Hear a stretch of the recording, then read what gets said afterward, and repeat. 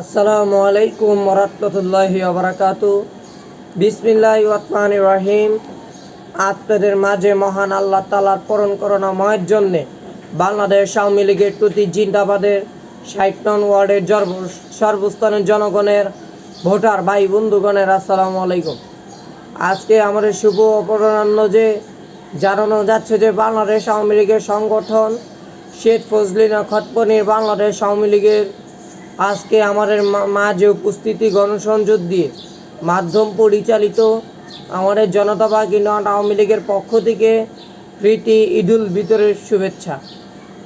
আমি আমার সততা আশাবাদী চেষ্টা করব আমি আপনাদের মাঝে গণসংযোগ দিয়ে মাধ্যম পরিচালিত আমি আপনাদের পাশে বলে আমি সততা আশাবাদী থাকবে আমাদের এই চিরস্থায়ী আমাদের জনগণের মাধ্যম দিয়ে আমাদের পরিষ্কার পরিচ্ছন্ন থাকা।